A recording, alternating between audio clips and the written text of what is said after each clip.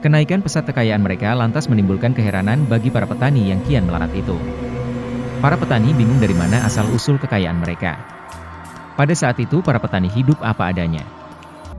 Masyarakat yang kental dengan pandangan mistik membuat para petani memandang pencurian itu adalah kerja sama antara orang kaya dan makhluk supranatural dan tak kasat mata, salah satunya tuyul. Jadi, para petani yang iri selalu menuduh orang kaya baru menggunakan cara haram dalam memperoleh kekayaan.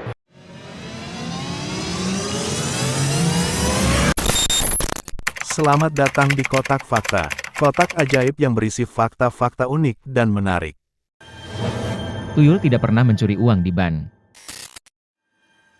Siapa masyarakat Indonesia yang tak mengenal sosok tuyul? Tuyul adalah makhluk halus terkenal di Indonesia yang konon berwujud seperti anak kecil, berkepala botak, dan hanya menggunakan celana dalam. Dia dipelihara oleh seseorang untuk mencuri uang dari rumah ke rumah. Sosok makhluk dalam mitologi Jawa ini ternyata tidak hanya mencuri uang dari rumah ke rumah. Konon dikatakan bahwa ternyata tuyul juga mencuri barang dan surat-surat berharga lainnya demi meningkatkan pundi-pundi kekayaan majikannya. Namun, pernahkah Anda bertanya-tanya terkait alasan mengapa tuyul hanya mencuri dari rumah ke rumah? Apakah bisa tuyul melakukan pencurian ke bank yang menyimpan banyak sekali uang? Atau minimal melakukan pencurian atas saldo e-money? Hingga kini, belum ada kasus bank yang kehilangan uang akibat dicuri oleh makhluk halus bertubuh anak kecil tersebut. Ada yang mengatakan bahwa tuyul takut terhadap logam karena uang di bank tersimpan di brankas. Selain itu, ada juga yang menyebut jika di bank terdapat penjaga mistis berupa makhluk halus lain yang ditakuti tuyul. Jawaban-jawaban itu hanya sebatas dugaan dari hal yang memang tidak logis. Namun, terlepas dari jawaban atas pertanyaan tersebut, pasti ada alasan sains di balik cerita mistis tuyul. Alasan inilah yang dapat mematahkan keberadaan tuyul dan alasan kenapa tuyul tidak mencuri uang ke bank atau mengambil saldo e-money seseorang.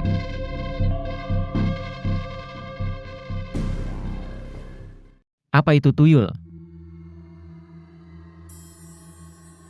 Tuyul adalah makhluk mitologis dalam kepercayaan masyarakat Indonesia yang digambarkan sebagai sosok kecil mirip anak-anak dengan kepala botak dan seringkali dianggap berwujud seperti manusia mini. Konon, tuyul dikenal dengan kemampuan khusus untuk mencuri uang atau barang berharga lainnya atas perintah majikannya. Dalam cerita rakyat, tuyul diyakini hidup di alam gaib dan hanya bisa dipanggil serta dikendalikan oleh orang yang memiliki kemampuan atau ritual tertentu. Menurut cerita, tuyul biasanya didapatkan melalui proses mistis atau pemujaan, di mana seseorang yang ingin memiliki tuyul harus melakukan perjanjian dengan makhluk gaib atau menjalani ritual tertentu. Setelah tuyul dimiliki, sosok ini dipercaya akan melakukan berbagai perintah dari majikannya, terutama tugas-tugas seperti mencuri uang atau barang berharga milik orang lain. Karena sifatnya yang mistis, tuyul sering dianggap sebagai simbol dari usaha cepat kaya yang penuh risiko. Karena konon ada harga yang harus dibayar oleh pemilik tuyul, baik dalam bentuk persembahan atau bahkan efek buruk bagi kehidupan mereka. Di Indonesia, kepercayaan tentang tuyul ini masih bertahan di beberapa daerah, terutama di kalangan masyarakat pedesaan. Meski tidak ada bukti ilmiah yang membenarkan keberadaan tuyul, kisahnya terus diwariskan secara turun-temurun sebagai bagian dari budaya lokal dan cerita rakyat. Tuyul menjadi salah satu makhluk mitologis yang sering disebut-sebut dalam kasus hilangnya uang secara misterius, yang biasanya sulit dijelaskan dengan akal sehat. Dalam pandangan rasional, hilangnya uang bisa disebabkan oleh berbagai faktor yang lebih masuk akal, seperti lupa menaruh, kelalaian, atau bahkan pencurian oleh orang lain. Meski begitu, bagi sebagian orang yang masih mempercayai dunia mistis, tuyul tetap menjadi penjelasan yang menarik sekaligus misterius.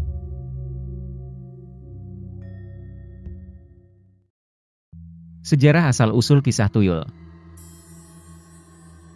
Cerita kisah adanya sosok tuyul berawal tahun 1870. Pada saat itu, Belanda meresmikan kebijakan pintu terbuka atau liberalisasi ekonomi menggantikan sistem tanam paksa.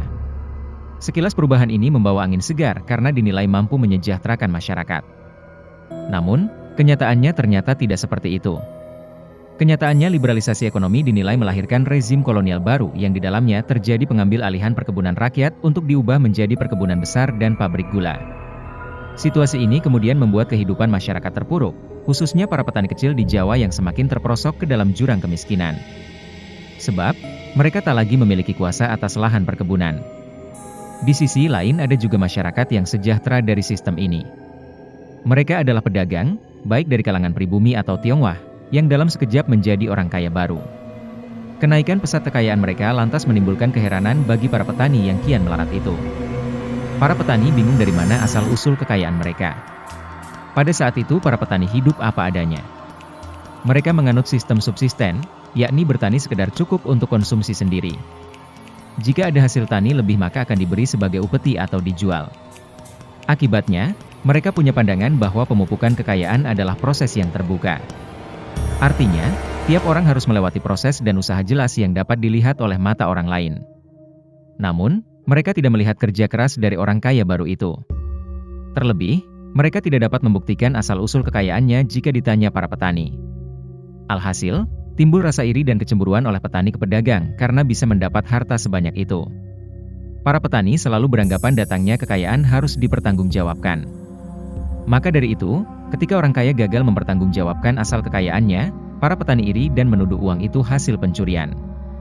Masyarakat yang kental dengan pandangan mistik membuat para petani memandang pencurian itu adalah kerjasama antara orang kaya dan makhluk supranatural dan tak kasat mata, salah satunya tuyul. Jadi, para petani yang iri selalu menuduh orang kaya baru menggunakan cara haram dalam memperoleh kekayaan. Akibat tuduhan ini, para petani membuat pedagang dan pengusaha sukses kehilangan status di masyarakat. Mereka dianggap hina karena memupuk kekayaan dari cara haram, yakni bersekutu dengan setan. Padahal, ini semua terjadi akibat perubahan kebijakan kolonial Belanda yang membuat pengusaha tertimpa durian runtuh. Kebencian para petani terhadap orang yang kaya mendadak tidak hanya berdampak pada hubungan personal semata. Transaksi barang oleh orang kaya pun turut berubah.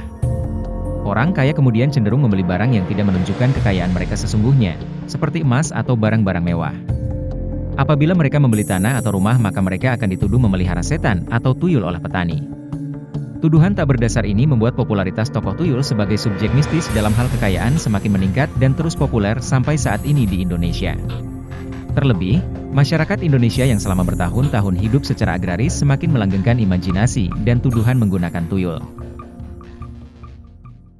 Jadi, apakah tuyul benar-benar ada dan bisa mencuri uang?